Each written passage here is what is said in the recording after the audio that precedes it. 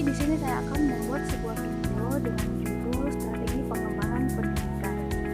Tujuan pembuatan video tersebut yaitu untuk memenuhi tugas ujian akhir semester yang diberikan oleh Bapak dosen Nur Dimansa IPB.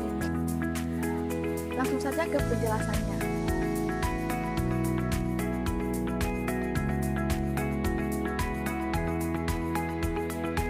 Perlu kita ketahui bersama bahwasanya strategi pengembangan pendidikan itu adalah serangkaian rencana atau kebijakan sistematis yang dapat diterapkan untuk meningkatkan mutu pendidikan, kemudian memperluas akses pendidikan yang merata, serta meningkatkan relevansi kurikulum terhadap kebutuhan zaman, serta mempersiapkan sumber daya manusia yang unggul dan juga kompetitif.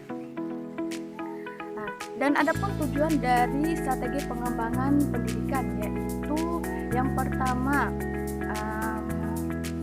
peningkatan kualitas pembelajaran dengan cara melalui pelatihan guru, kemudian kurikulum berbasis kompetensi atau biasa disebut KBK, dan juga pemanfaatan teknologi.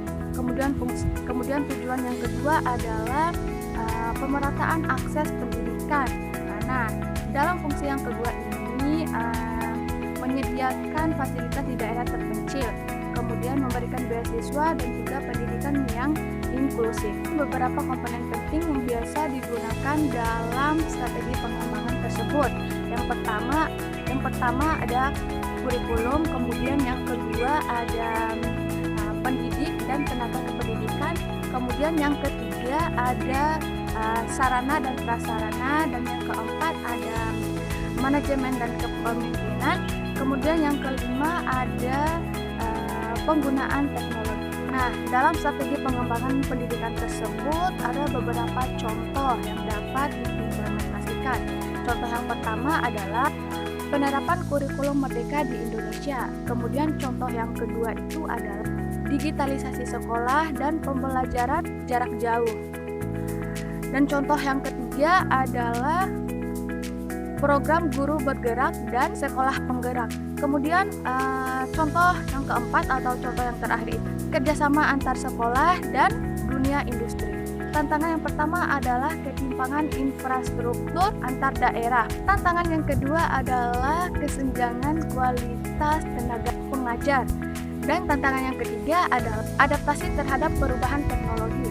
Dan tantangan yang terakhir adalah pembiayaan pendidikan yang belum merata. Jadi dapat disimpulkan bahwa strategi pengembangan pendidikan tersebut merupakan fondasi yang paling penting untuk menciptakan generasi muda di masa depan.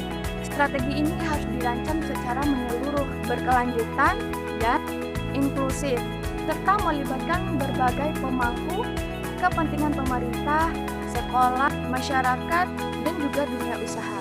Mungkin segitu saja penjelasan dari saya terkait dengan strategi pengembangan pendidikan. Apabila ada salah pengucapan atau ada kekurangan, saya mohon maaf. Wabillahi taufiq wal hidayah. Wassalamualaikum